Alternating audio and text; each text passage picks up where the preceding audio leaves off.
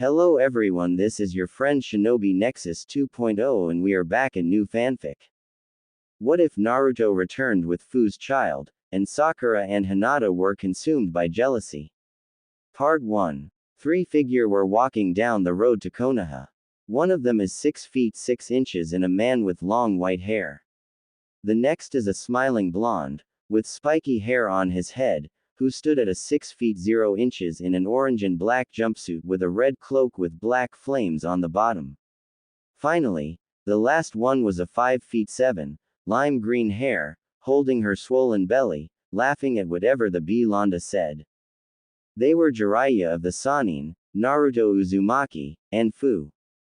They had picked the girls up in Taki when Naruto had accidentally mentioned he himself was a Jinchuriki. After that he was sought out by the girl, who was a year younger than the 15-year-old. After talking, they had become friends. After she was given permission to join Konoha from Shibuki, she had traveled with the two men. On the trip, she and Naruto had hit it off. Soon after, they fell in love. It had started out innocently, but then it became more serious. After a night of passion, expressing their love for each other, Naruto had proclaimed for the world to hear that he loved Fu. They had been in their relationship for 8 months when they got the shock of a lifetime. Fu was pregnant with Naruto's child. After confirming it, Naruto trained his hardest to get stronger and protect his new family. Jiraiya had found that the boy had a knack for 3 elements and taught him as many as he could. It was through this training that they found he could use wood release, shocking the hell out of the Sannin. It was then Naruto requested sage training. Seeing nothing wrong with it, they went to. There Naruto quickly grasped the training, being proclaimed a sage soon after. Then, the boy talked to the Kyuubi, no insulting or anything. After the boy had been able to control up to 5 tails of the Yoki. As the group of 3 got to the gates, Naruto wrapped his arm and brought her closer. They passed the gates, ignoring the Chunin guarding them. As they walked down the street, Naruto excused himself and climbed a pole. Hey Konoha, Uzumaki, Naruto is back. Fu giggled at his attitude. She had been ecstatic to learn she was pregnant with her lover's child. Fu had been scared at first, thinking that the Akatsuki would get to her before she gave birth. Naruto had assured her that, come hell or high water, he would protect her with his life. Naruto looked down when he heard his name being called, and saw his teammate, Sakura, next to Jiraiya. Frowning, he jumped down. Hey Sakura, how have you been? Smiling wistfully, the pink-haired banshee answered, good. I noticed that you seem more mature. Do you think I'm more womanly? You'll always be the same to me. It was at that moment, and a shout of Waijutsu, that their attention was turned to a brunette. Sakura was shocked, Naruto was pleased, and Fu was giggling. The woman turned into a grinning Konohamaru. What did you think, boss? Smiling sagely, Naruto said, Konohamaru, I'm too old for those things. And you shouldn't use them either. Sakura was swooning about his maturity when he said, besides, I have a future Mrs. Uzumaki to take care of. You see the green-haired girl. She is pregnant with my child. Sakura had a look of rage on her face. Naruto forcefully impregnated a girl. Naruto, you idiot. With a swing of her arm, Sakura launched her fist at the blonde's head. Instead of making contact, he caught it. Sakura, do not do that again. Walking past the stunned girl, Fu wrapped Naruto in a hug. Naruto, we need to speak to the Hokage. Come on, I wanna meet the woman you have the gall to call Granny. Nodding with a smile, Naruto waved back to the shocked Konohamaru Corps, and walked away with Fu, Jiraiya and Sakura in tow.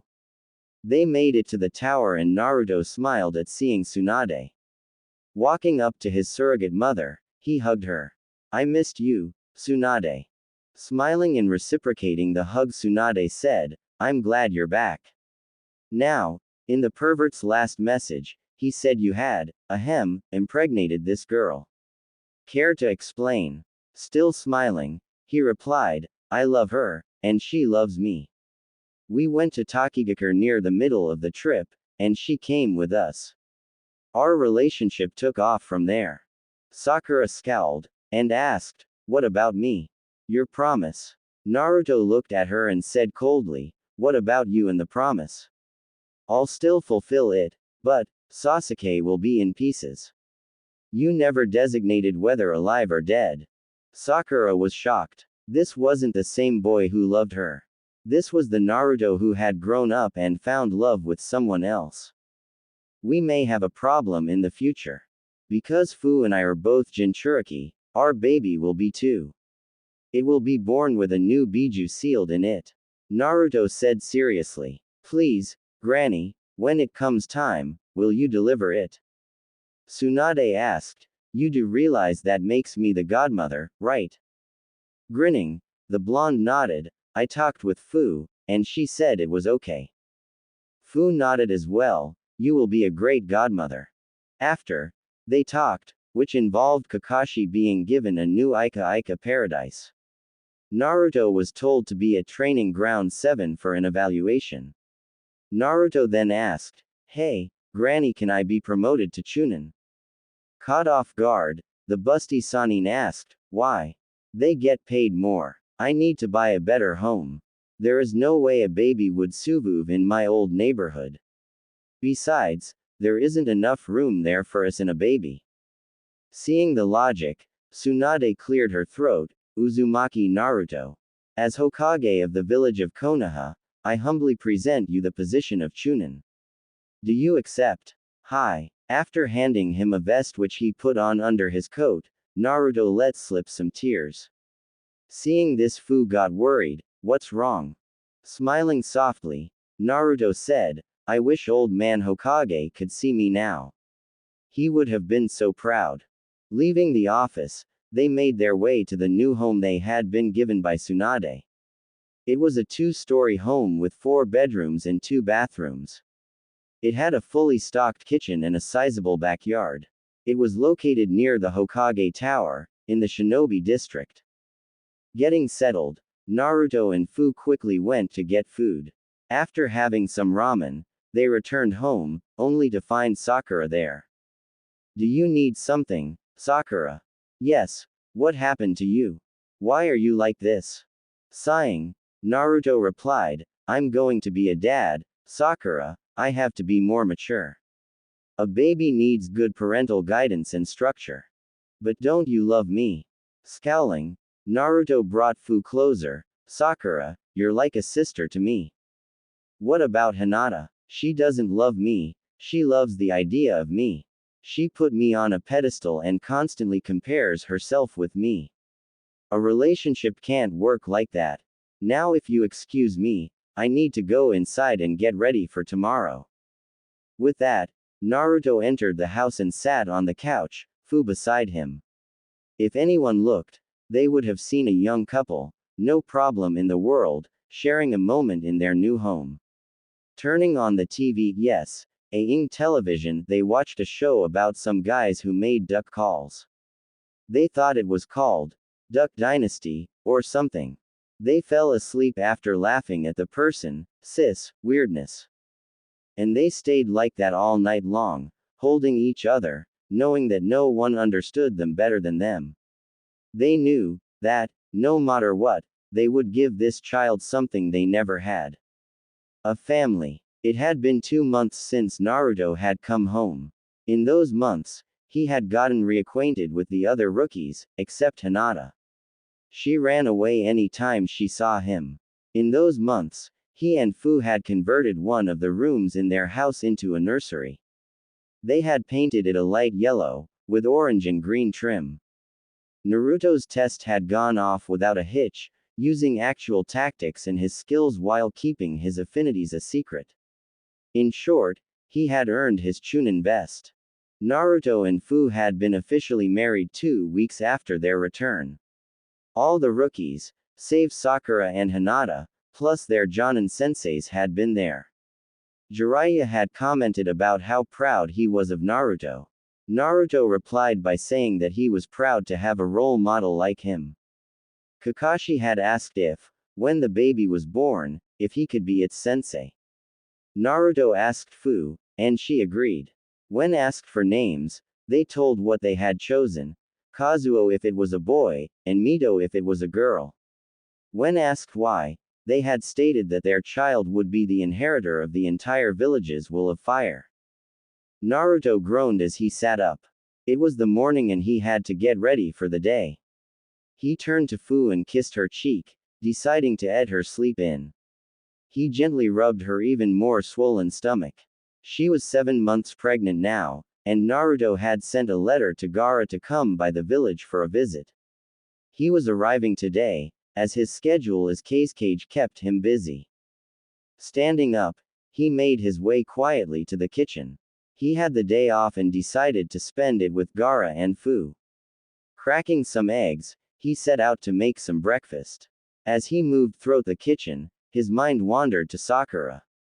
Anytime he went out with Fu, she would follow them and glare at the green-haired woman. Naruto had paid it no mind, but if she didn't stop, he would make her stop. His thoughts then turned to Konohamaru. The young Sarutobi had been ecstatic to learn that his boss was going to be a dad. He had been helping any way he could, and it made Naruto wonder if he should take the Jonin exam so he could lead the boys' genin team. His musings were cut short by a pair of slender arms wrapping around his waist. Chuckling he said, "Morning, love. Morning. That smells wonderful. When will it be ready?" "In about 5 minutes. Could you set the table?" "Sure." 3 hours later, Naruto and Fu sat in the living room, watching TV when a knock on the door was heard. Getting up, Naruto opened the door. Standing there was Gaara, as stoic as ever. "Gaara, welcome. Please do come in. Thank you. I got your letter and would like to say congratulations on your marriage and soon-to-be child," the sand user said as he entered the abode. Introductions were made and they sat and visited for another 2 hours until another knock was heard.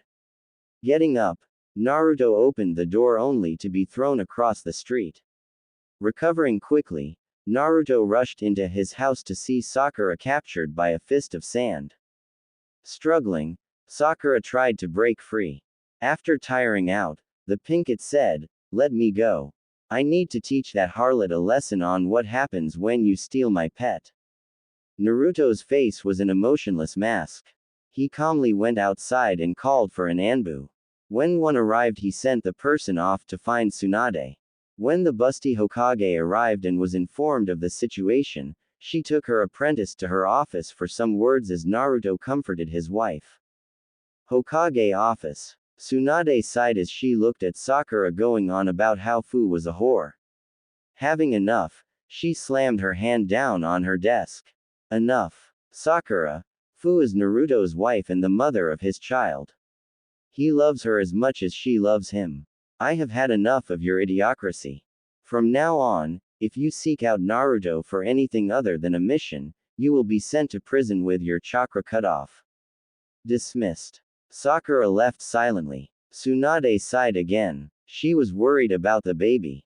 If either Hinata or Sakura got their hands on it, they might do something drastic. She would speak to Naruto at a later date to see about some more permanent protection. For now, she would just drown herself in sake. The Uzumaki household. That night, Naruto was reading when Fu walked in. She was wearing a shirt with the number 7 on the back. She had on only her panties as she snuggled up against her husband. She was scared. Sakura had been trying to kill her, and by extension, her baby. Even though it has yet to be born, she loved it. It was the product of 2 Jinchuriki and was going to be a natural-born one, something that has never happened before. She did know that it would be the 10-tailed beast, but didn't know what kind of beast. Shutting her eyes, the green-haired girl drifted off to sleep. 2 months later, Naruto waited anxiously in the waiting room of the hospital, Jiraiya on his right, Kakashi on his left and Iruka in front of him. All of the rookies, besides Sakura and Hinata, were there too. Gaara had even made his way in, sitting with his arms crossed. Fu had gone into labor that morning and had been rushed to the hospital. She had been in there all day, and Naruto was worried. After another hour of waiting, Shizune walked in. Naruto, come see your baby. Springing forward, he sprinted down the hall to Fu's room. When he arrived, he saw his beautiful wife holding a blue bundle, the sign that it was a boy, to her chest. She looked up at him and smiled with tears in her eyes. Naruto walked slowly across the room, and picked up his son. The child had dark green hair and dark blue eyes. He smiled and shed some tears. His 17-year-old mind was racing. He had a son, a family. He was excited, scared, and happy all at once. Naruto spoke softly, so he wouldn't wake him up. Hey, little guy. I'm your daddy, Kazuo, my little man of peace. Your mother and I love you so much. Jiraiya put his hand on the new father's shoulder. Naruto, I need to examine his seal. Putting the newborn life in the hands of his mother, Naruto unwrapped it and saw the seal. Jiraiya whistled, damn, that is one perfect seal. Raising an eyebrow, Naruto silently requested he explain.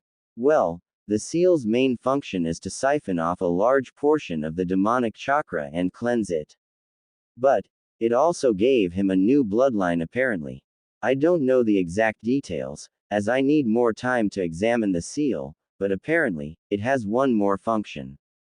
The demon cannot be unsealed unless it is willingly unsealed.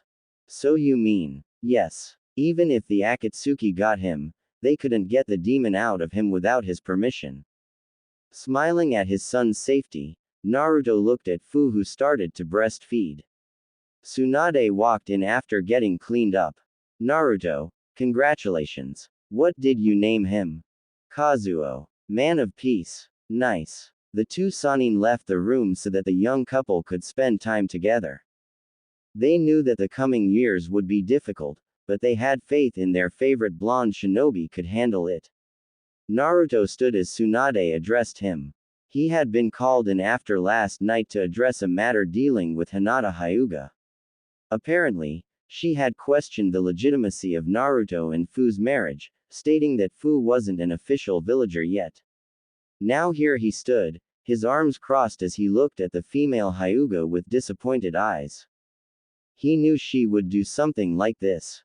Just as Sakura was bitter over his marriage and child, Hinata was angry. He could tell by the rage that burned in her once gentle eyes. She had a glare locked on him as he stood there. Finally Tsunade spoke. Hinata, I have just one thing to say. Naruto and Fu are married. She was transferred to Konoha from Takigakure several months ago, and has been under Jiraiya's watchful eye. She is the new mother of Naruto's child, and I want to know why you can't accept this. Hinata said coldly. That slut is just a foreigner, someone who took what is mine.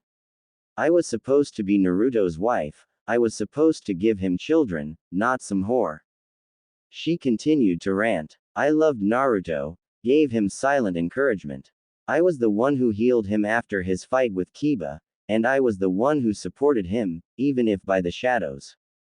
Not the green-haired bitch. As for his son, I think that he should have a paternity test done, no doubt she slept around in Taki. Naruto had had enough. Hinata, he is mine. I know this because we look so much alike. And as for your accusations against Fu, I have one thing to tell you, how much pettier can you get? You supported me from the shadows, but where were you when I starved at night? Where were you when I was being beaten? Fu and I love each other, we have a home and a family together. Can you not be happy for me? Naruto looked at Tsunade and said, if that is all, and left. With Naruto. Naruto found the person he was looking for at the training grounds, as usual. He called out to Lee, and after gaining the boy's attention, he said, Lee, I have a favor to ask you. What is it, my most youthful friend? The green-clad boy asked. Taking a deep breath, Naruto said, I came here to ask you, after a long talk with Fu, to see if you would be interested in being Kazuo's godfather. Quote. Lee looked shocked before he gave a smile. I would be honored, Naruto. Would you care to go and get some food with me? I have a date later. Naruto raised his eyebrow at Lee. A date? Really? Anyone I know? Lee nodded as he said. Yes. I have a date with. Lee blushed as red as a tomato as he said. Ayame Ichiraku. Naruto looked at Lee, shock written on his face before he grinned and clapped the boy over his shoulder. He was happy that bushy brows had found romance. The boy had been worried that he would never find a wife, but Naruto had a feeling that if he played his cards right, he might not be the only father amongst his generation anymore. Atta boy Lee. Ayame is like a sister to me, and I know that you would treat her right. He said as they walked. They arrived at the ramen stand and ordered, Lee and Ayame blushing when they saw each other. Naruto laughed at that. He knew Lee was a good guy. He just knew that the two would hit it off. It was as if an incredibly handsome man was sitting at a computer typing his thoughts. Shaking the thoughts that he was just the subject to a very well-written story on an international website that had gotten so many good reviews that the owners of said website gave him $7 million. They ate their ramen and talked. Lee inquired about Kazuo and Fu, and Naruto told him that they were both still at the hospital, having spent the night to ensure that they were fully healthy. Lee told Naruto about his training and his promotion to Jonin, and Naruto suggested that the two make a team after finding a third member. They got so wrapped up in talking, that they didn't notice that Kiba had been walking by, an angry scowl on his face. The Inuzuka heir had been angry that Naruto had been the first of the rookie 9 to get laid and have kids, even more so that Naruto had a smoking hot wife. Kiba had tried to get close to the girl, but any time he did, Naruto or someone else would interfere. He knew, in his dreams, that if he could lay on his Inuzuka charms, the green-haired girl would be his. And so when he heard them talking about a third teammate, he got a devious idea. Walking up to the two, he said, Hey guys, I just overheard that you two were looking for a third teammate. Well Kiba Inuzuka, am more than willing to join. Naruto looked at Kiba, his eyes hardened. He knew that the Inuzuka lusted after Fu. He had smelt the hormones coming off him. So whenever the boy would get near her, he intervened, making it known that she was his wife. Sorry Kiba, but we already have Shino as the best teammate. While we fight our enemies, he drains them of their chakra. A deadly team. Kiba scowled as he turned and left, his plan now in ruins. He deserved the green-haired girl, not Naruto. He walked through the streets of Konoha a few hours before he was pulled into an alley. Looking at his abductors, he was shocked to see Sakura and Hinata were the ones who had abducted him. Hinata gave a very snake-like smile as she said, Kiba, we have much to talk about. Birds chirped. The sun shined out over the village of Konoha as the populace awoke. Tsunade entered the Hokage office and sat in her chair. After a few moments to get ready for the day, she formed cross-hand seal, a grin on her face as she said, Shadow Clone Jutsu. In a poof of smoke 10 exact replicas of her appeared. They all grabbed a pile of paperwork and began to sort and work through them. She loved that jutsu. After begging Naruto to teach her the secret, he did and she got all of her work done faster. Which meant more time for drinking, and more importantly, watching over Kazuo for Naruto and Fu.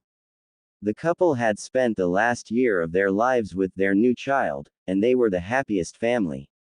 While Fu wasn't able to continue being a ninja, due to her chakra being permanently constricted due to the birth of her son, she was able to dig through some old papers in the office and discover Naruto's parents. Hence why she was in charge of the Namikaze Uzumaki compound. She did a wonderful job at it too. After seeing what was easily an entire district of the village in disuse, she had immediately set out to open it up for any business that wanted space or a new place to set up shop. All they had to do was pay a portion of their profits to the now-known Namakazes and they were allowed to keep their shops and stalls. And while the council bitched and complained, she was now a member of the civilian council due to her being in charge of a large new portion of Konoha. It was partially due to her skills in math that the village had expanded to now include a second, outer wall.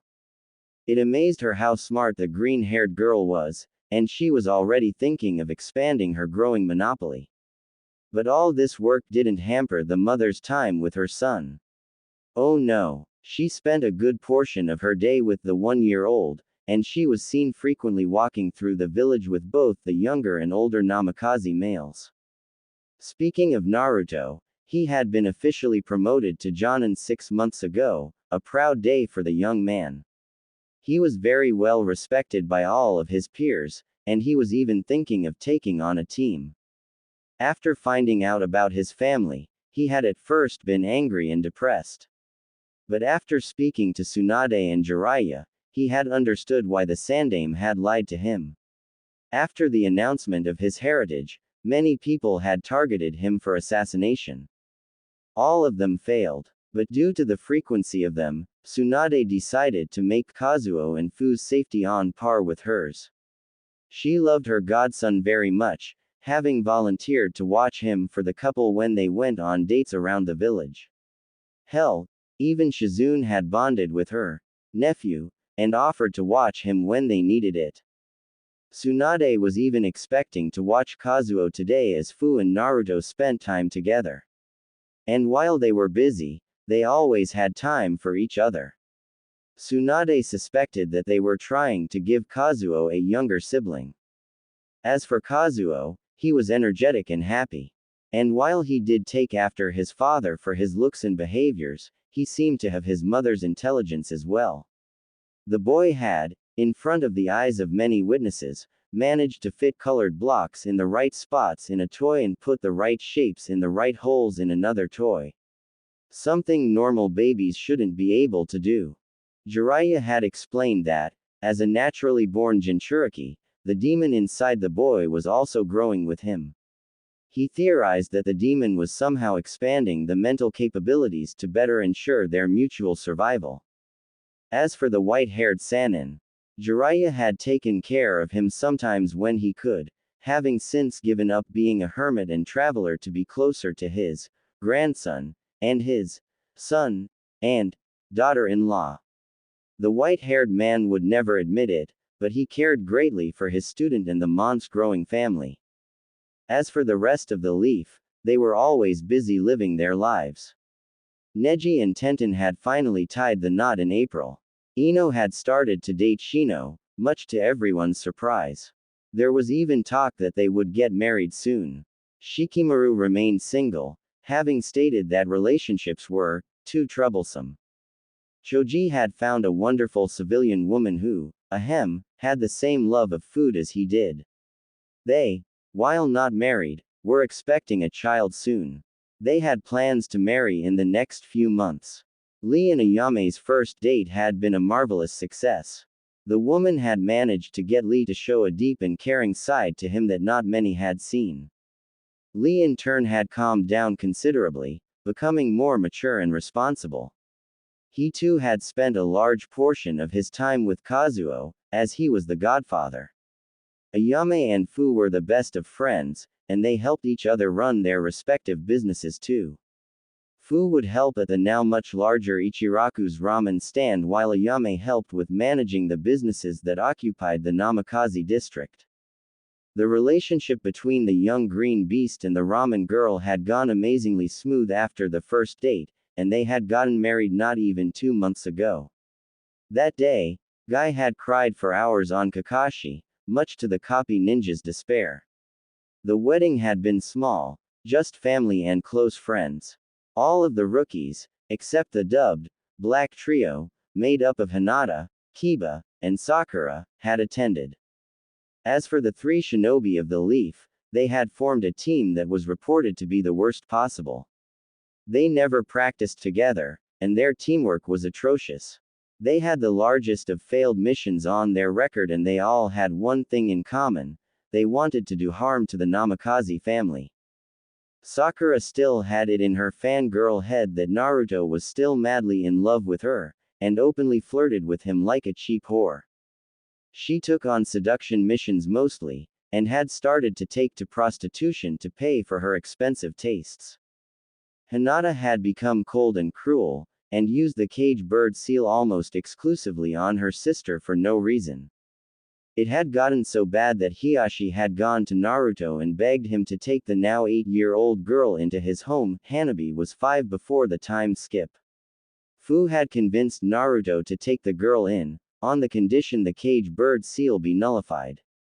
Hiashi agreed and Hanabi now saw Naruto and Fu as surrogate parents. The final member of the team, Kiba, had become a sadistic brute. He was reported by both clientele and allies that he had tried to rape several women in the past. He was now serving a 10-year sentence for the attempted assassination of Kazuo to get to Fu. As Tsunade thought all of this, the door to her office opened and Fu walked in, a green kimono and tabi with socks on. Kazuo had his dark green hair spiked in a wild look that was covered by an orange toad hat Jiraiya had gotten him. He wore orange footy pajamas and had his tiny thumb in his mouth. He looked at Tsunade with his deep blue eyes and giggled. Grammy. Kazuo had said his first word at dinner when Jiraiya and Tsunade had come over with Lee and Ayame for dinner one night. During the meal, Kazuo had looked at her intently and after a few moments spoken the word, Grammy, at the busty blonde. Needless to say, Tsunade liked the name coming from him. Fu smiled as she passed the baby to Tsunade. He's been so excited to see you. All morning he's been jumping up and down, saying Grammy over and over again. Well, I am the greatest grandma in the world. But sometimes, I wonder if we spoil him. Tsunade said. Most likely. He's just loved by pretty much everyone in the leaf. Even Hanabi loves him like a brother, and you know how cold she was at first. It was true. Hanabi had been cold and angry with Naruto and Fu for a few weeks after her father all but exiled her from the Hyuga. But after a few weeks, she had warmed up to Fu and talked to her about her experiences with the cage bird seal. She had even asked if she could be adopted by the couple, causing them to consider it. After consideration and speaking to Hiashi, they did. She was now Hanabi Namikaze, the proud daughter of the Orange Hokage. Yeah, that's true. So what do you have planned for the day? Well, I have to go over some bank statements and then speak to the market manager. So, ask me after I get back over a nice bottle of sake. And what is Naruto doing today? He said something about finding another income via his amazing writing skills. You know that he's been getting more and more interested in writing after he spoke with Pop. True. Well, have a good day and stay away from stress. By the way, is there any reason you seem to be glowing? Fu grinned as she said. Well, I was hoping to keep it a secret, but I may be pregnant again. I need to get examined by either you or Shizune at some point, but Chome has informed me of a disturbance in the force of my chakra. I'll set up an appointment later on. Now have a good day, Fu, and remember, you have a date with Naruto tonight. After Fu had left, Tsunade went to the Hokage closet and sent chakra to the seal on the door. Opening it, it revealed a nursery that had been, with the use of seals by Jiraiya and Naruto, expanded to make a nursery for Kazuo to use while he stayed with Tsunade during the day. Setting the child on the floor and securing the door, Tsunade bonded with her grandson. Elsewhere in the Leaf Village, Hanabi giggled as she rode her new father's shoulders around the village. She loved spending time with him. When she had lived with the Hyuga clan, she was always keeping a neutral look on her young face. Now, she could smile and grin all she wanted. And she did it often. She had changed over the year with Naruto and Fu. She had grown her hair out, with it now reaching her waist. She wore a light purple sundress with blue sandals on her feet. Naruto wore a blue long-sleeved shirt with blue pants taped at the ankles. He had his Jonin vest on, unzipped, and his straw hat on. He had a cross between a boot and a shinobi sandal on his feet. Carrying his adopted daughter on his shoulders, Naruto laughed as she asked him to go and get some dango. He loved his life with Fu. Their family had grown larger, and with the addition of Hanabi, they had 2 wonderful children. And if his nose was right, they might be expecting another soon on the way. He smiled in bliss as he walked, his long legs striding with confidence and pride. Konoha was in a golden age of power and wealth, but Tsunade had managed to keep arrogance down by sending half of the money they made to the various poor people and villages in Fire Country. The elemental nations were at peace, even if only for now. The Akatsuki had been quiet for a long time, with all Jinchuriki accounted for. Life couldn't get any better. Setting Hanabi down, he ordered 2 plates of dango and led her to a bench. After sitting, he got some tea and poured it for them. Hanabi drank hers, the smile never leaving her face as she did. After she had come to live with Fu and himself, she had been cold to them. But she had warmed up to them and opened up. After a long talk with Fu, she had come to him, asking to join his family. After talking with Hiyashi, who was okay with it, he officially adopted her. But a few days after the adoption, Hinata had shown up, slightly inebriated, demanding that he give her Hanabi. To put it simply, he refused. She had snarled at him, moving to incapacitate him with her gentle fist. She would have succeeded if he was slower. But he wasn't. After a brief fight, she had been sent to spend the night in the village jail. After, she had left them alone for the time being. He looked at Hanabi and was about to speak when a loud voice broke the tranquil silence. What do you mean you won't pay? He looked over to see Sakura talking to a man. She was dressed in her hooker outfit, consisting of ridiculously tight clothing in pink and very, very high heels. She snarled as she pulled out a kunai, stabbing the man in the chest, right in his heart. Naruto's eyes widened as he turned to a scared and shocked Hanabi. Hanabi, go to the Hokage Tower and tell Grammy to get the Anbu.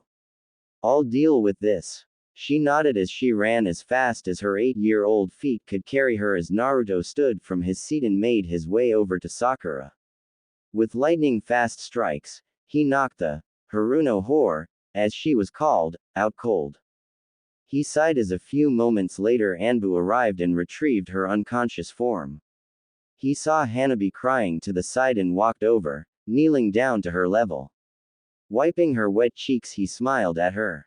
Hey, Hanabi, wanna go and get some ice cream and grab Kazuo so we can spend the day with Fu? Just us as a family. Seeing her nod, he smiled. That was just the thing she needed to forget this, while brief, shocking event. Picking her up, and causing her to giggle, he placed her back onto his shoulders, both forgetting about the plate of dango left behind. Omake. Enko watched Naruto leave and walked casually to his table. She sat down, pretending to be tired as she did.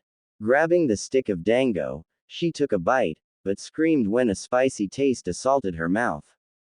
Looking at the food, she saw red flakes on it.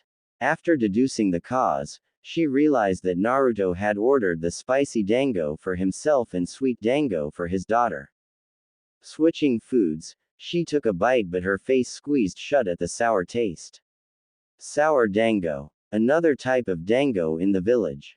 Oh, how she was a fool to eat forgotten dango. Maybe she should stop and find another hobby. Shaking those thoughts off, Anko grinned as she realized she would get to interrogate the Haruno whore. Naruto looked at Tsunade as she explained why he was promoted to Jonin, and sighed as he sat back. He was being promoted so that he could come with her to the Cage Summit in the Land of Iron, as some of the concerns regarded him and his family.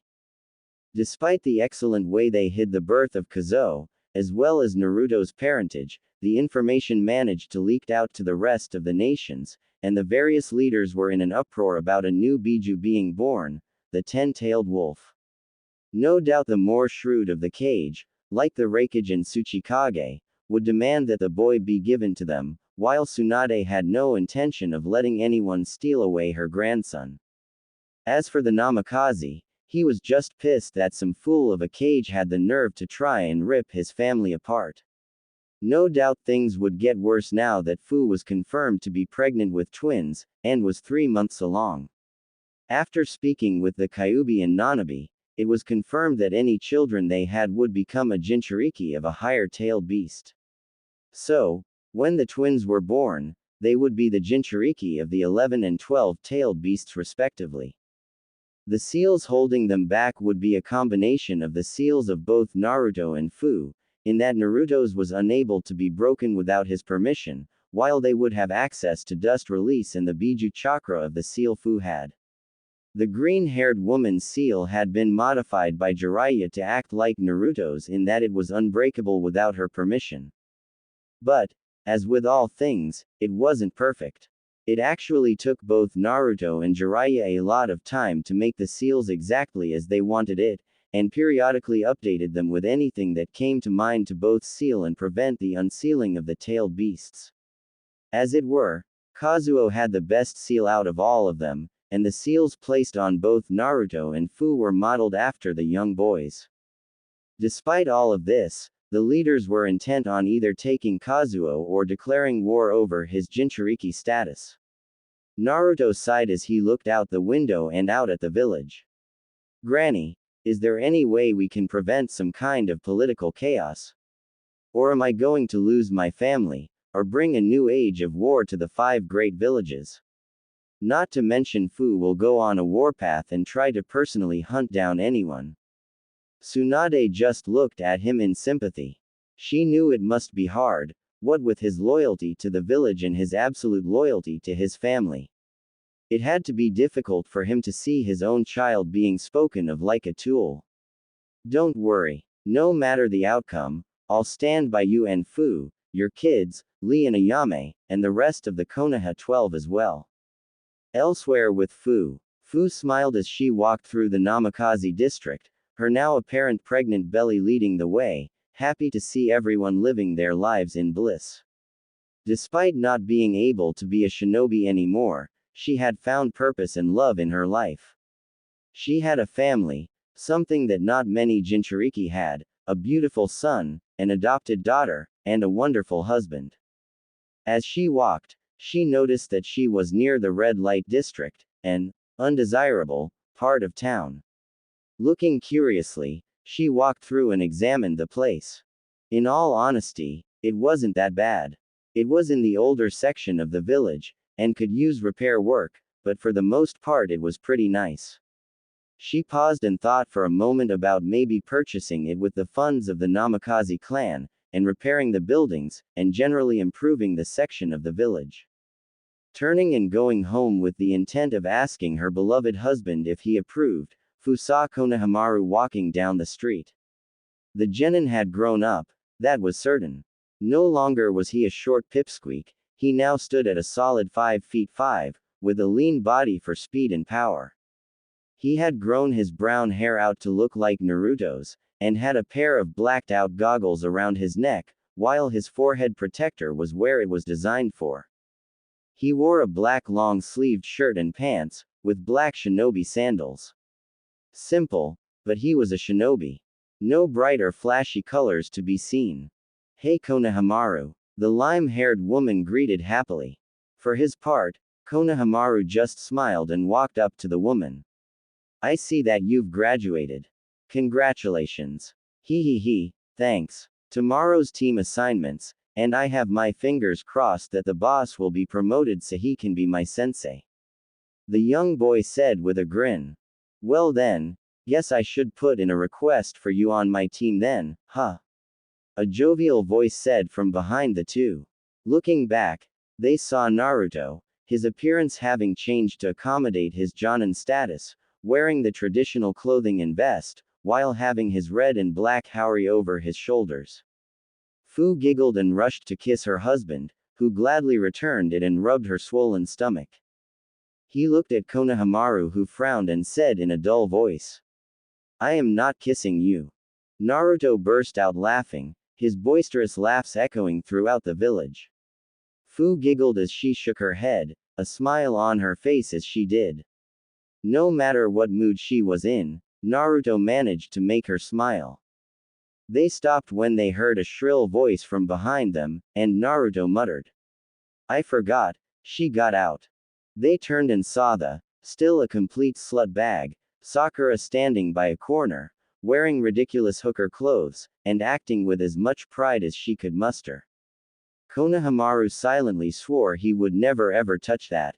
Naruto sighed as he turned his back on his former teammate and smiled a strained smile. Come on, we have a lot to talk about. Later that night, just like Naruto had predicted, Fu had nearly gone on the warpath and marched off to assassinate the rival cages.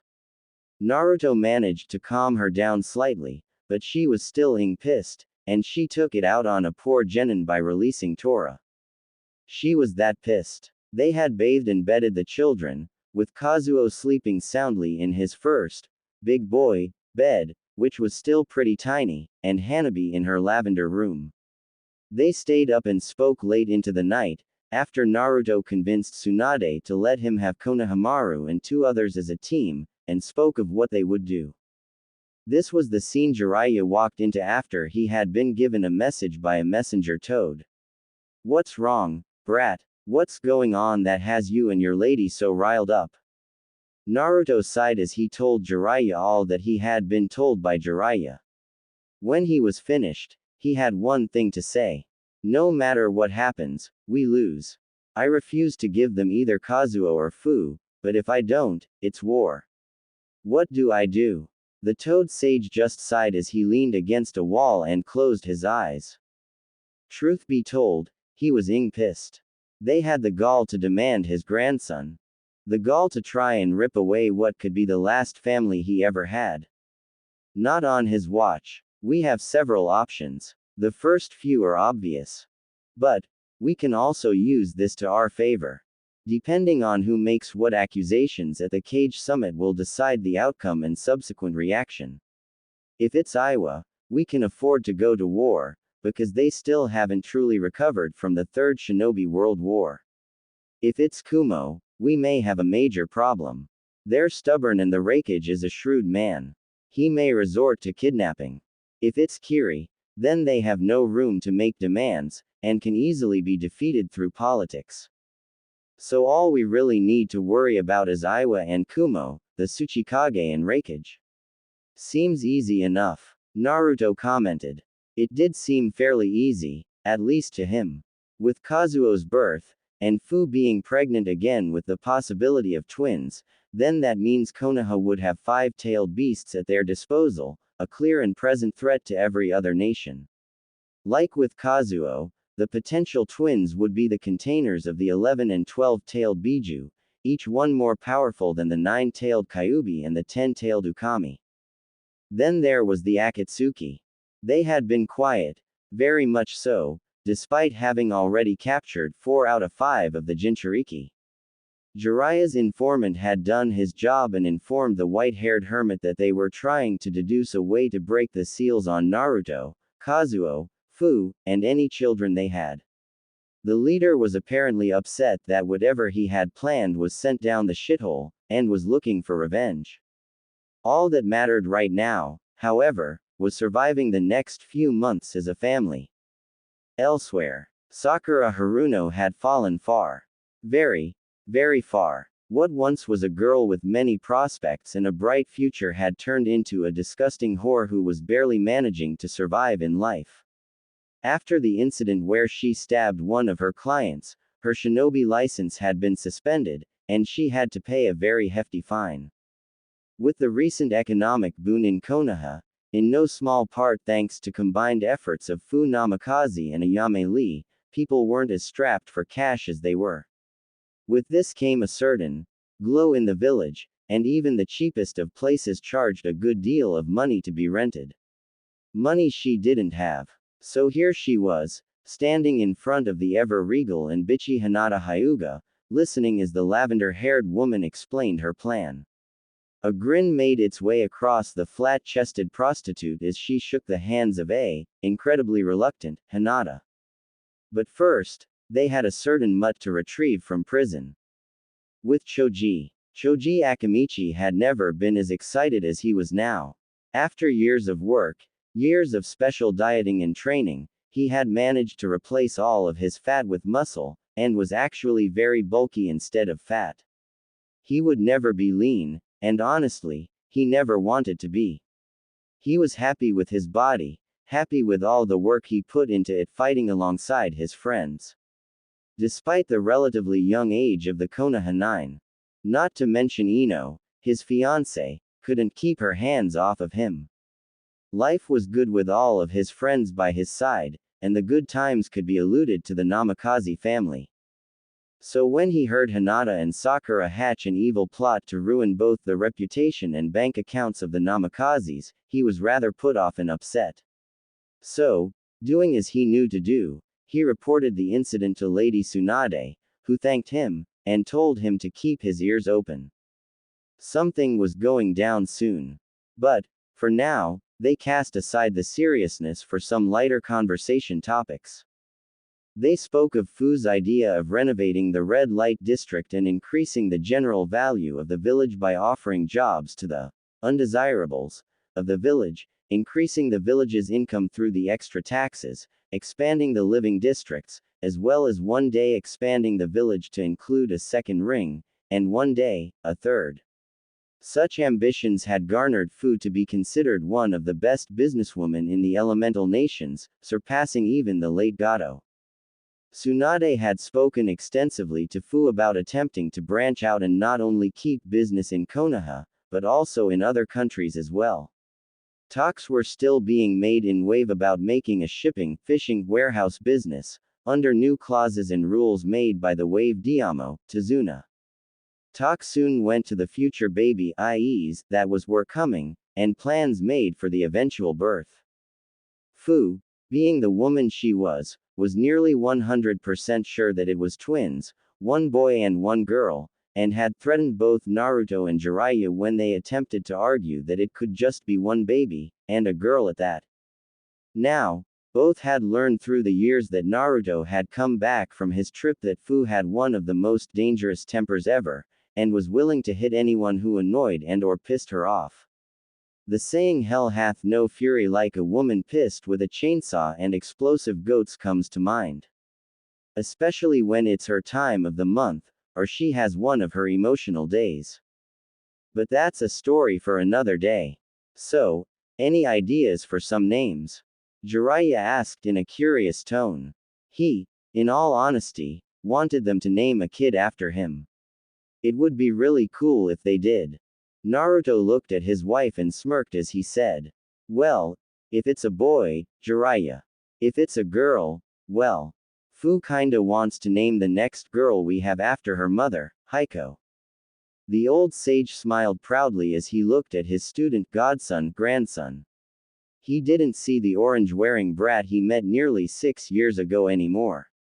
Now he saw a near-perfect copy of both Minato and Kushina in him, and he couldn't be any more prouder. The boy had truly surpassed even him in all departments, and while Jiraiya wasn't quite ready to retire yet, he was confident that Naruto would be able to handle the tasks and duties of the Toad Sage. Elsewhere, land of rice. Sasuke Uchiha read the reports that Orochimaru's spies had dug up regarding Konoha and its recent economic, military, and political boom, as well as the strengths and weaknesses of the village itself. While the Uchiha had no love for the village, he did want to test himself against his old comrade again, and prove once and for all that the blonde was nothing. He also noted, with a heavy scowl, that the Jinchuriki was also a father, and was expecting a new one, or if the rumors were correct, twins, to be born. This wouldn't do in his eyes, as he plotted to harness the power of the new Biju that would be born with them, and gave an evil smirk as he did. After he dealt with Itachi, he would target Konoha, and get himself 5 new pets. Back in Konoha, Hanabi Namikaze was currently sitting in the training room of the Namikaze Manor, practicing with her uncle Lee and her cousin Neji on combining the gentle fist and the strong fist to make the two better. Ever since Hinata had done the things she did, and went off the deep end, she had trained herself to be a good kunoichi and escape the stagnant way of the Hyuga clan.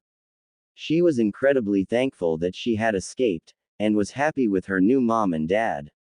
She wanted to make them proud, and did everything she could to do so, and while she wasn't as antisocial as she had been before, she was still not comfortable with other kids her age.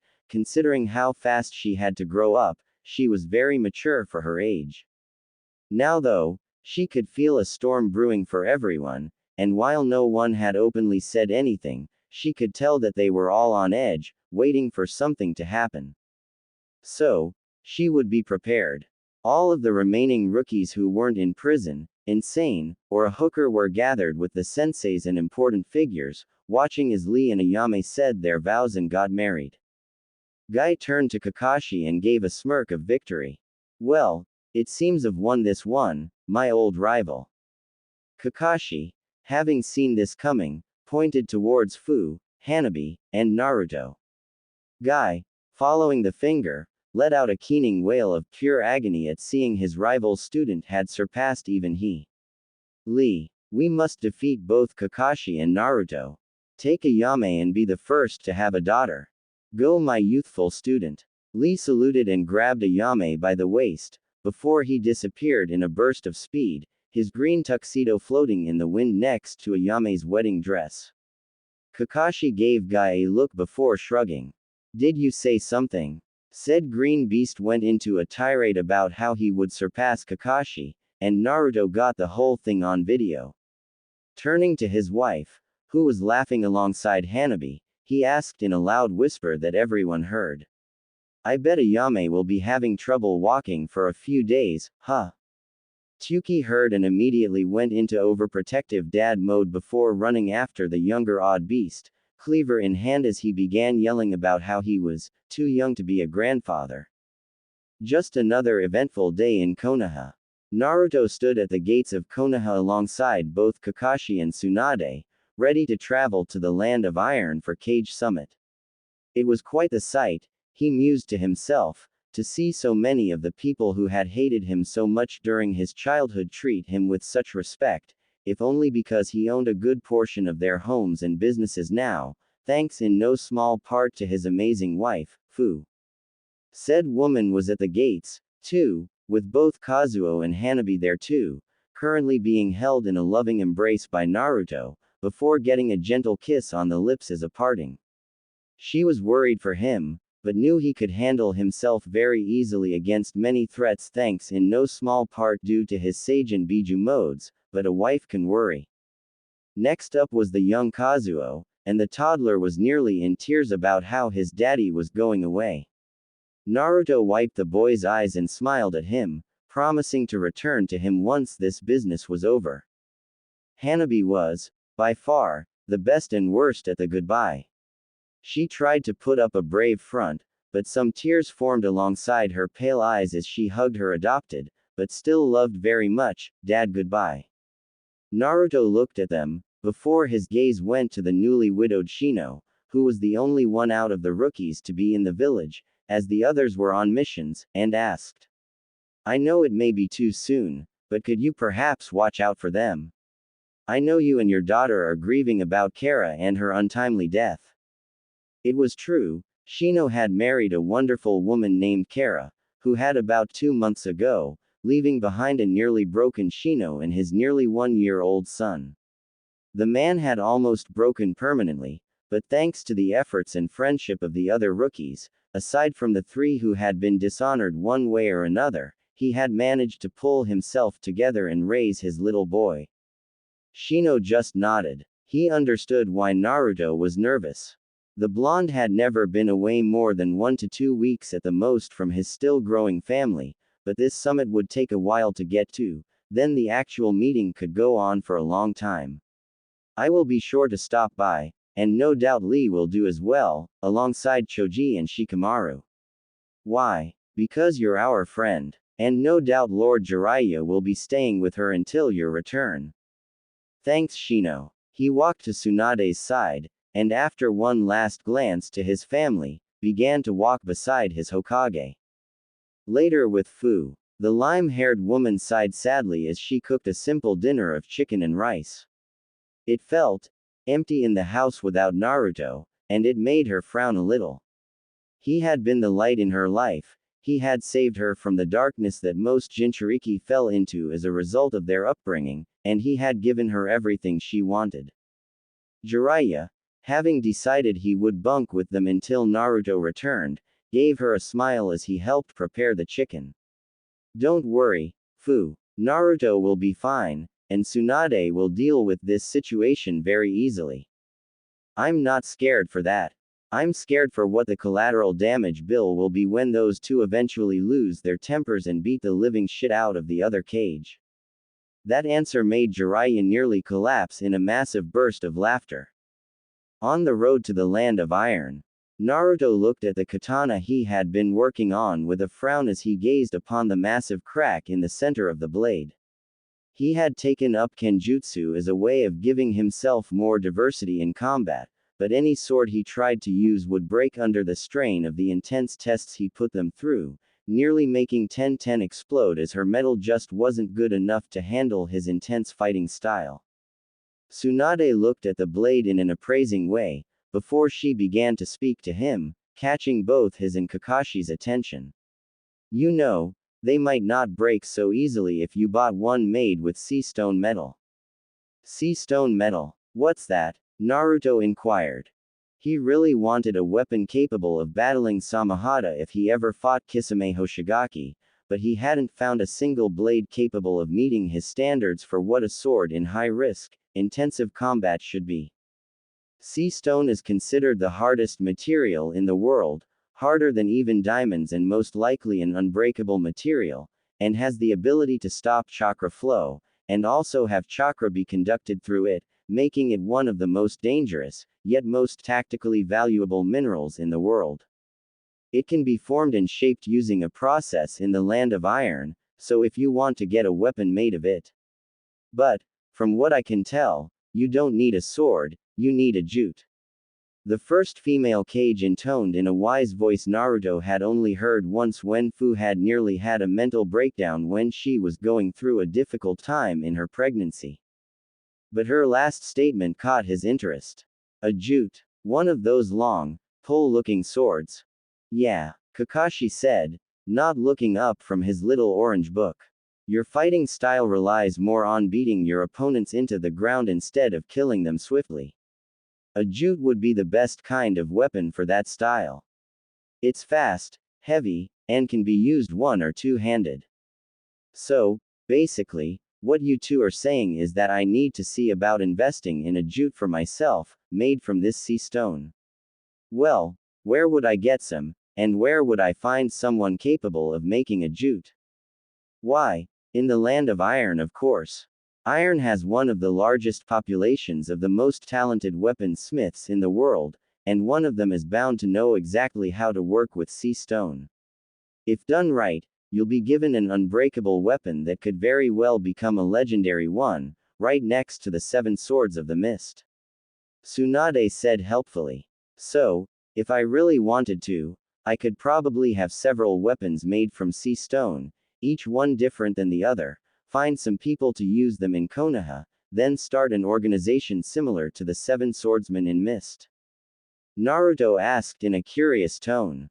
It had just occurred to him that they didn't really have anything famous or amazing as an organization that the other villages had.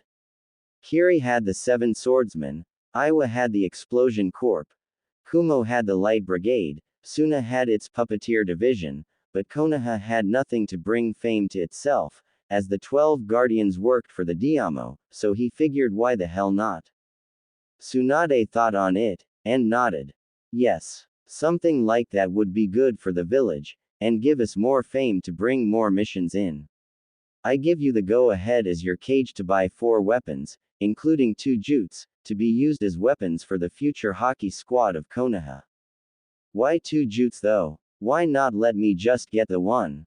The way I see it, you'll need a weapon for most of your shinobi career, so I have decided to pull a civilian council and use the village's money to purchase my future successor a finely made weapon. And we can use the excuse for its purchase as a trip expense. It's genius. Naruto had to give it to her. When Tsunade wanted to be, she could be clever and cunning.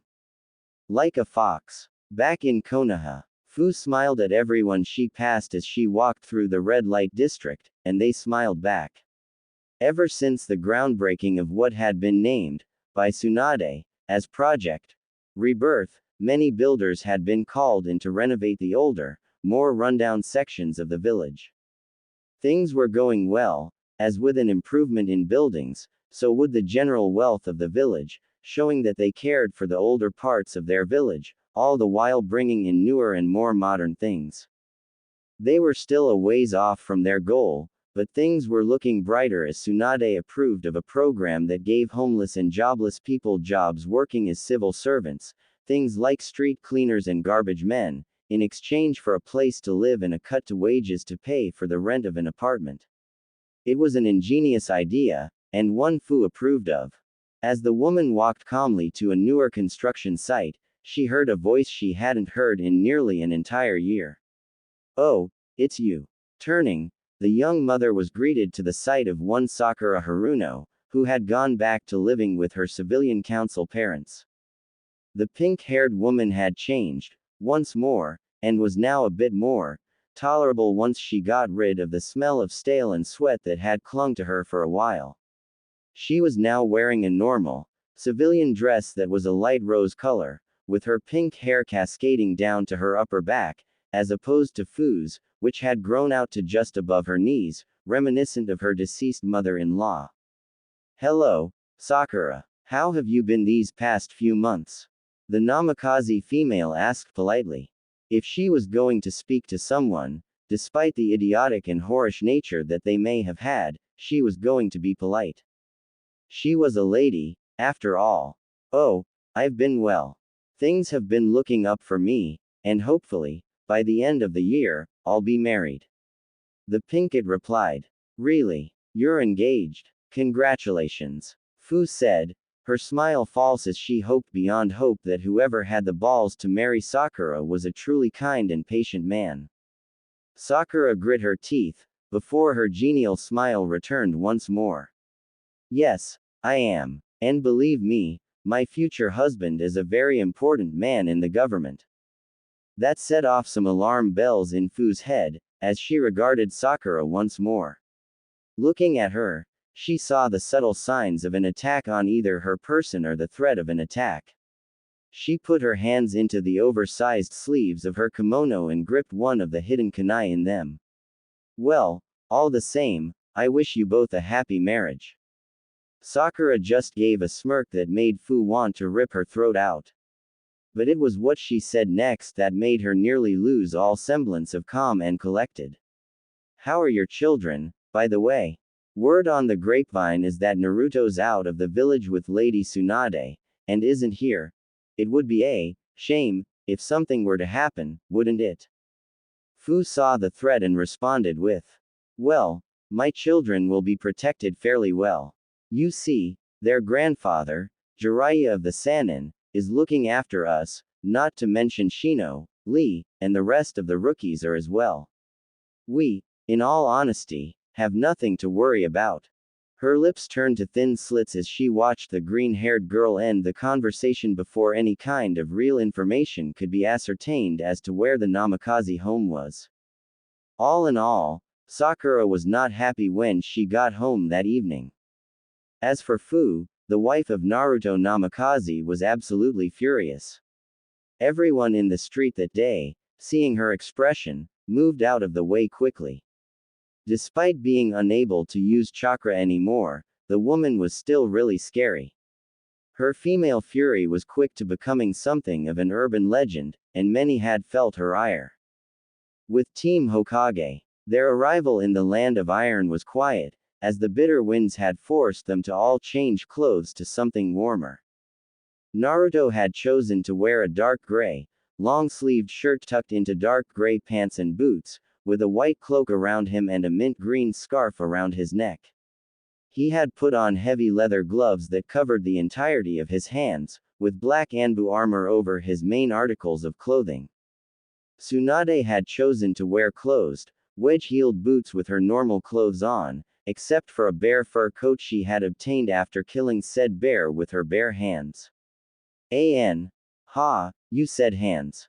Kakashi just wore boots, having channeled chakra through his body to heat himself up, and not told the others as punishment for, accidentally, lighting one of his books on fire.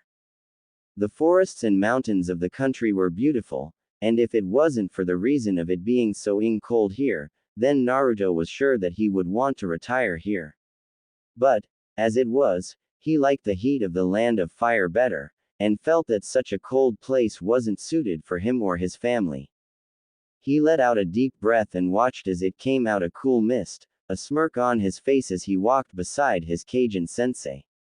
He paused suddenly as he saw a bush move slightly, before he took a kunai out and threw it at the bush, making the hidden rabbit come out. Naruto, what is it with you and trying to kill rabbits? Kakashi asked, referencing the wave mission. Hey, that one was Haku substituting with the damn thing. I was right in my paranoia. Besides, I was hungry. We should stop now, anyways.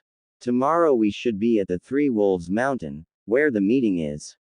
And while there, buy some sea stone and have them forged into the weapons you need and want. The actual meeting isn't for another 4 days. Got it, boss lady. Naruto replied, his face set in a serious expression. This meeting had to go well, or else his family would be fractured beyond repair, and that wasn't something that he would ever let happen. Naruto and Fu had finally managed to get some alone time after having spent a rather hectic day going along with their normal routines of being new parents, and Kazuo needed nearly constant attention. Staring at each other, they both nodded and walked towards the other. As they met in the middle, they both collapsed to the side, falling onto their bed and falling into a deep sleep. Hey, they were new parents. Everyone knows that as a parent, especially to a newborn, sleep is an incredibly valuable commodity. Wah! The sound of Kazuo crying alerted Naruto and Fu, who both had bloodshot eyes and dark expressions. They loved him a lot, but he cried way too much. They both got up and walked to his room, one to feed him with her breasts, which had grown from AC to DD during her pregnancy, and the other to play with the baby toys. Nearly 3 weeks without a proper sleep did that to people. It was tense, the first meeting of the cage in the summit, to put it mildly. Everyone present could feel the anger and resentment in the air as all parties awaited for someone to take the floor, and after several tense minutes, it was the samurai leader, Mifune, who did so. I would like to welcome you all to the Land of Iron, and the Cage Summit. Before we begin our meeting, I would ask that you introduce yourselves, as well as your bodyguards. It was a reasonable request, and not one they would really, honestly want to refuse. All of them, even the bodyguards, was in the bingo book, and to show off power here could be beneficial. 4th Raikage, A, with Darui and C. Sandame Tsuchikage, Onoki, with Kuretsuchi and Akatsuchi. 5th Mizukage, Mei Terumi, with Ao and Chojuro. 5th Kazekage, Gara of the Sand, with Tamari and Kankuro. 5th Hokage, Tsunade Senju, with Kakashi Hatake and Naruto Namikaze. Naruto's name got a lot of different reactions, some scowled, some looked interested, and some looked neutral. Tsunade smirked as she cast a glance at A and Onoki, both of whom were growling slightly at her blatant insult. By having the man here, and since he was one of the subjects as well as his wife, he had a say in anything having to do with him. It was a carefully devised plan, created by Tsunade and Jiraiya, to have the best chance of getting things their way. But, it was also risky. If things didn't got their way, then the chances of all of them going home were very slim. Ah, Namikaze-san, I have heard many things about you. Mifune said in a curious tone. Truth be told, He had gotten curious as to why several orders for 4 katanas made of sea stone, and 1 jute, were ordered, and had his curiosity grow when he learned it was the Namikaze who ordered the specialized blades and weapons. Hopefully good. The blonde said pleasantly. Nothing but the best. And congratulations on your healthy child. I look forward to seeing just how bright our future is with your family leading the way. The aged samurai said pleasantly, before he got serious. All right, let us begin this summit. The opening topic for this evening is the reaffirmation of the purpose for this meeting between the cage. A snorted in derision as he stood angrily. This meeting is about Konoha having too many Jinchuriki. Mifune sent a withering glare at A. He never really liked the man, as he seemed to be too controlled by his emotions, choosing to act before thinking, and was a generally arrogant man. Before he could reprimand the giant, Onoki nodded in agreement, the fence-sitter having a nasty snarl on his face. Reikage-sama is correct. Konoha has gained too many Biju for any other village to be safe, and may be making an army of Jinchuriki. Such a thing cannot be allowed to happen. Konoha must hand over some of their Jinchuriki. Naruto had a stony face as he listened to the fools as they spoke of tearing his family apart, something that, in his eyes, was an unforgivable sin. How dare these decrepit old fools speak of his wife and children, as if they were some kind of weapons. Listen here, Tsuchikage-sama, but it is illegal to force civilians to leave a village if they don't wish to. And, as my ever-gentle and caring wife is a civilian, having joined the village as such, you cannot remove her from the village. Neither with my child and future children, as they are also still civilians until, and if, they graduate from the academy. Onoki simply glared at Naruto as if his very existence was a sin, and in his weathered eyes, it was. It was no rumor that the Tsuchikage held more animosity for the Namikaze clan than any other in Iowa, as he felt that the clan had far too much power already. They had the Flying Thunder God, which his spies reported Naruto knew, as well as a Jinchuriki. Combined with the fact that a new Biju had been born, and more could be produced from what reports on the matter stated, he wanted to both stick it to the Namikaze clan, Konoha, and have his own army of Jinchuriki. And considering the fact that the only Jinchuriki he had left was Roshi, and the fact that he would never convince the Reikage to an alliance to raise an army of Jinchuriki with his female Jinchuriki, made him want the woman who had already birthed a naturally occurring Jinchuriki. Then I demand that you be forced to become sterile. We cannot allow Konoha to gain any more power. A yelled. His reasons were much less personal than the Tsuchikage's. He didn't care if the Namikaze clan was restored or not. All he cared about was ensuring his village survived in the end. It was as simple as that.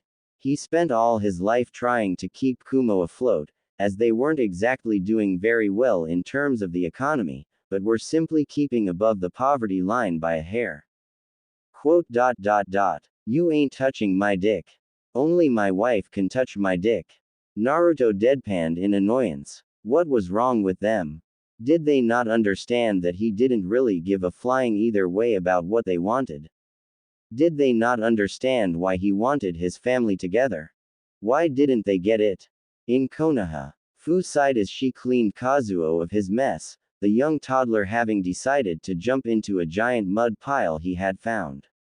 Normally, Naruto was the one who made sure that Kazuo was clean and fresh, but since he wouldn't be home for a few weeks, that job was delegated to her. And while she could have just sent the job to Shizune, who was helping her today, she felt that she had an obligation to look after the young child. Things had been interesting ever since Naruto left to accompany Tsunade and Kakashi to the summit, and people had been a bit more hostile towards her and her child. Not in an open way, but in muttered and whispered comments that she caught every now and then. Of course, they wouldn't dare harm her or anything related to Naruto in any way, as it wasn't that much of a rumor that he was named Tsunade's heir to the position of Hokage, and the fact that Jiraiya of the Sannin was staying with them until the return of Naruto. Not even a recently paroled Kiba was stupid enough to try anything. Kazuo knew none of this, and simply went back to playing in the garden, throwing the wooden kunai and shuriken under the direction of Rock Lee, who had come over with a yame some while ago, and began some light beginner target practice. Naruto had begun to train him in small things, like shurikenjutsu and body training, and Lee had promised to keep it up alongside Jiraiya. Things were going good here, but Fu had to wonder just what would happen soon, as she felt that something important was going to be going on soon. Back at the summit, Naruto had to admit, if only grudgingly, that the Raikage did have a slight point after he finished explaining, as calmly as the emotional man could, just why he wanted one of Naruto, Fu, or Kazuo. In essence, he had explained that Jinchuriki were juggernauts on the battlefield. Even the Aikibi Jinchuriki was given immense power by the Biju, and having more than two was a cause for concern. A deeper meaning behind it was, a single Jinchuriki, trained to even a small fraction of its potential, was worth equal to, if not more than, 500 Jonin-level shinobi.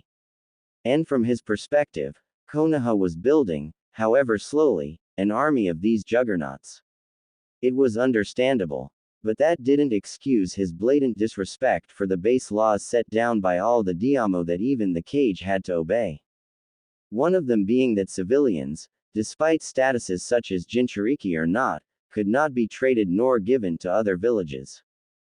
As non-combatants, they didn't have any kind of say in things of political or militaristic nature.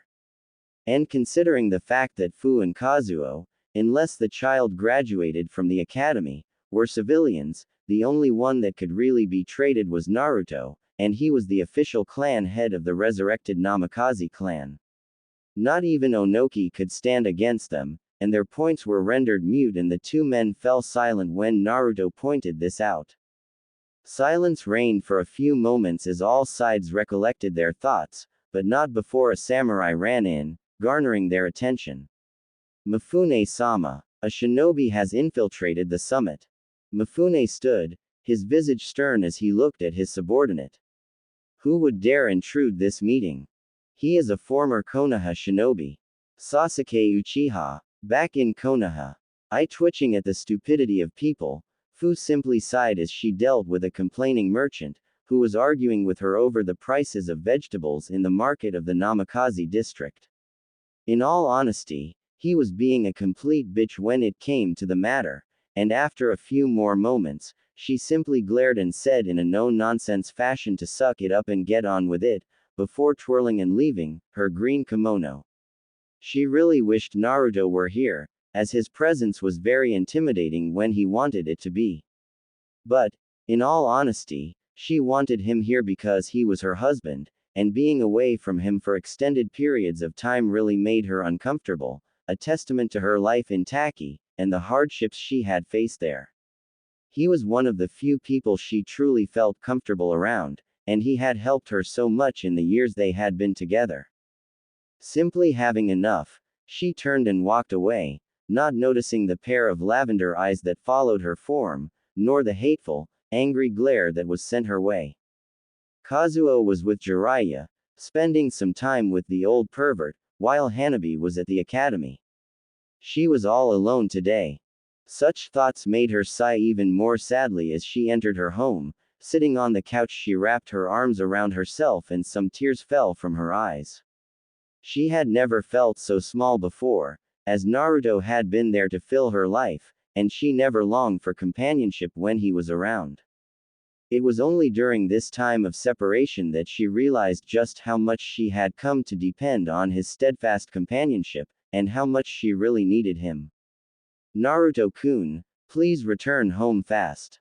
I don't know how long I can bear not having you around. Fu thought sadly as even more tears fell from her eyes.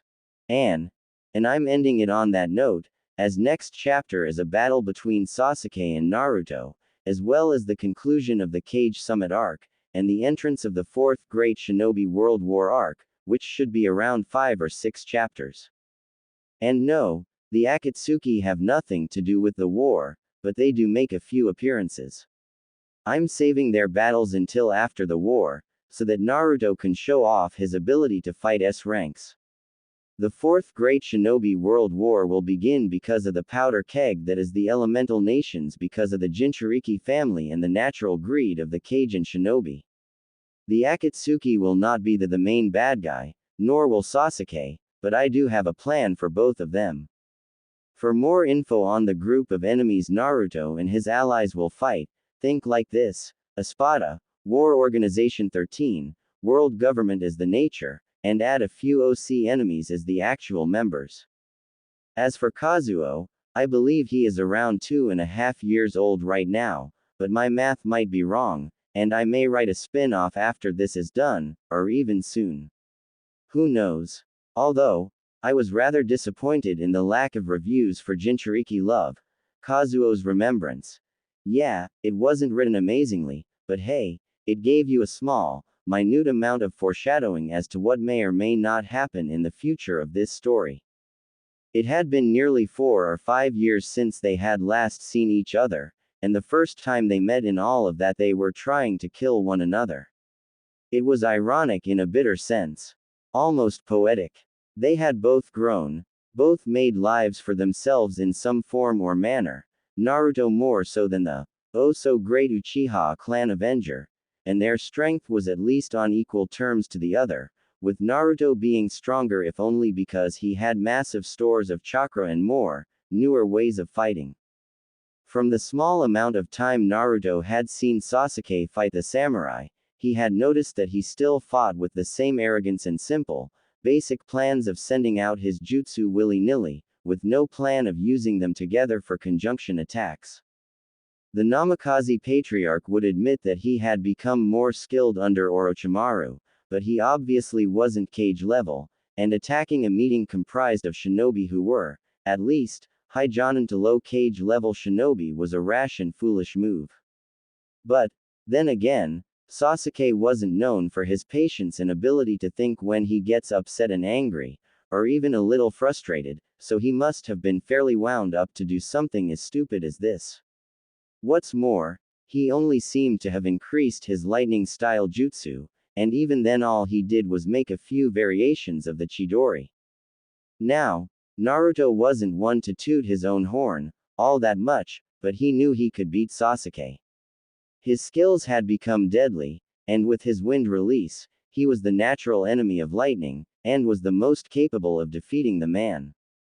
It was like all Sasuke had done the last few years was brute and perfect his lightning style, there was no variation, no adaptability for different situations. Yeah, he had Kenjutsu, but at some point he would fight against people with a method of countering that advantage. Running through hand signs, he held out his hand in an open palm and let the wind blade cover it, before charging forward. Flying Swallow. Sasuke heard his call and ducked, but not before a few pieces of his hair fell to the ground, obviously cut by the Namikaze Patriarch. Bringing his hand up to his head, he felt his hair and pictured with his mind's eye the damage done. He looked even more like a duck. Loser, what have you done? Gave a bitch a haircut, was the cheeky reply as Naruto shifted into his taijutsu stance. And now, I'm gonna beat one. Back with the cage. Tsunade sat in a quiet worry as she, the other cage, and their escorts awaited news of the battle. They could feel the vibrations of the battle, and it was pretty obvious that it was getting very anxious, or upset for some reason. He exploded after a few moments, just as she had predicted. Are we really going to have that brat be the only one to fight this Sasuke Uchiha? Would it not be safer to have us assist him? Raikage-sama, my shinobi is more than capable of handling the Uchiha. To send reinforcements now would be an insult to him. As it is, you need to calm down. Tsunade said as she leaned back in her seat and crossed her arms. The Mizukage raised a delicate eyebrow as she regarded Tsunade for a moment. You certainly have a lot of faith in your shinobi. Are you certain he will be able to defeat him? Sasuke Uchiha killed his older brother, the infamous Itachi Uchiha, an S-class nuke nin. Tsunade grinned as she leaned forward this time, resting her elbow on the table and her head on her fist. 100%. The fact of the matter is, Mizukage-sama, Naruto is currently being groomed to take over as Hokage, hopefully by the end of the year, and the only reason I don't give him the job right now is because I have to clean house first. Mifune looked curious as he gave the Hokage a steady look. Was he not trained by Jiraiya of the Sannin? Yes, he was, and I must say, he came back from that training trip stronger, and more mature than ever. So there is no doubt in my mind that he will beat the Uchiha. Gaara intoned, speaking up for the first time since the meeting's start, and resisting the urge to go and help his brother by burden. Back at the fight, Naruto ducked a kick from Sasuke, retaliating with a punch to the face. Sasuke grunted as it connected, making him skid back a bit before charging forward, his hand covered in lightning. Chidori. Dodging, the Namikaze retaliated with a well-placed ninjutsu of his own. Wind style. Great breakthrough. The wall of wind slammed into his fallen friend, slamming him into the wall, leaving him open. Before Naruto could even get close to finish him, the Uchiha glared evilly and slowly began to melt into mud, making the blonde's eyes widen before he felt his left orb get cut, making him close his eye. Jumping up to evade even more lightning-charged kunai thrown at his back, Naruto took out his own kunai and clashed with Sasuke's Chikudo. Give up, Naruto. I'm far too strong for you. Sasuke cackled insanely. He didn't get a reply as Naruto pressed his attack and cut into Sasuke's Chikudo with his wind. No, Sasuke, I'm too strong for you. In an instant, the Chikudo was cut in half, and Naruto's kunai had cut out one of Sasuke's eyes, making the man back away with a roar of pain. Holding the orb in one of his hands, Naruto glared hatefully at the wounded Uchiha, who snarled in hatred at the Namikaze. We will fight again, Naruto. Not here, not now, but later. As it stands, I now have an inkling as to how you fight. Whatever you say, Sasuke, but know this, if you ever, and I mean ever, come near my family, I will cut you down without hesitation.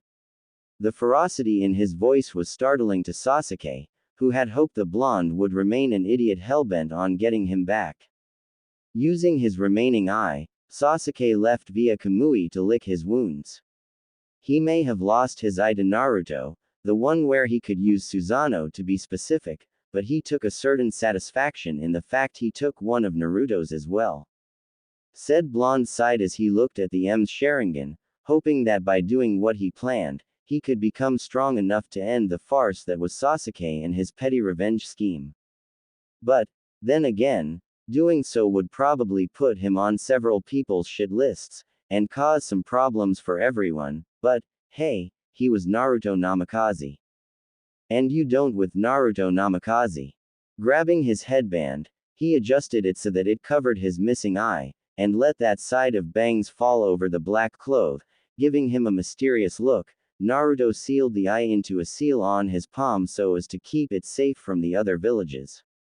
Hopefully he would be able to get Kakashi to teach him how to use it, as he was pretty sure that he was going to use it as a replacement for his left orb. He just hoped Fu wouldn't flip the out. Back in Konoha, Fu paused as she felt a sudden need to beat her husband, before continuing on her way to pick up some extra ramen for the house that night. She didn't have as much of an addiction to the junky noodle food, as it was called by Jiraiya on several occasions, out of earshot from Naruto, but it was good, and Kazuo absolutely loved eating it. While she would have loved to have Naruto there while she began to get Kazuo ready for the training for his shinobi skills, doing so now would let her have something to do without Naruto, as her mind kept drifting back to the man. Cage Summit. It was relatively easy to conclude the summit after that, as Naruto explained that he had no intention of ever giving up his family, or having his dick messed with, and surprisingly everyone agreed, since he had proved to be very strong during his skirmish with Sasuke.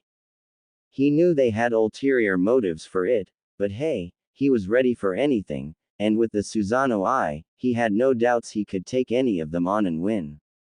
But for now, He needed to lick his wounds and move forward, because if he hunted Sasuke down now, then the chances of him getting cut up even more become even more likely. Something Fu would kill him about, before resurrecting him to kill him again. Sighing as he laid on his bed in the hotel, Naruto's last thought before he fell into a deep sleep was about how he wished there was someone with mint green hair beside him right then and there.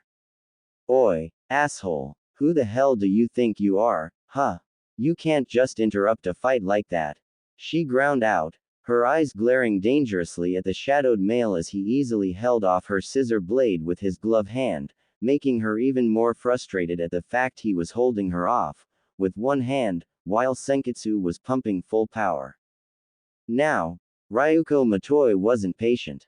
Oh no, she was far from it. If she wanted something, she either got it herself, or took it from the bodies of her defeated enemies, that is to say if they had what she wanted in the first place. However, she prided herself on her skills in fighting, which had taken major blows due to the fact that she had to actually fight the people at Hanuji Academy. But then this asshole not only comes up and blocks her attack, but also manages to knock every person, no matter what star uniform they have, on their asses, something she was very much unable to do. Her pride felt as if it had been cut up, burnt, had the ashes collected, then burnt again, before piss had been poured all over it. The shadowed figure simply chuckled, showing off his sharp canines and the rest of his teeth, all pearly white to perfection. After his short bout of giggles, he gave a grin that showed off just how sharp his teeth really were. Now, there's no need for violence or name-calling. Besides, it's not me who has to worry about the unknown factor like you, Mistress Kink, and Busty Brow up there. His comment was heard by everyone in the vicinity of the academy, and many males gulped when they heard what he had called their beloved leader, Satsuki Kiryuin. It was a very little known fact, but Ira Gamagori, the leader of the disciplinary forces, had a very small amount of tolerance for people who he thought insulted Lady Satsuki. The fact that this guy did so, and so easily too, was nothing short of amazing to them. Most of them had already started preparing his coffin. Ryuko simply gaped at this guy. Did he just call her that? Seriously, who was this guy that, even surrounded by enemies, he was able to keep such a calm, uncaring atmosphere, and even insult and mock two of the most powerful people here? This guy had some serious stones. The you just call me, asshole?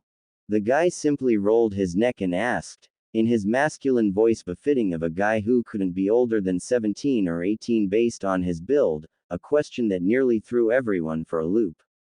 I have no idea why, but apparently all we've been doing for the last 5 minutes is standing here, talking, when we could be doing something productive with our lives, like, I don't know, making cakes and shit. He then paused and asked in a more curious tone. Hey, if I say my name and introduce myself, do you think I'll get a badass giant caption like the rest of you guys in your Kamui? Or are the animators too stingy to give me one?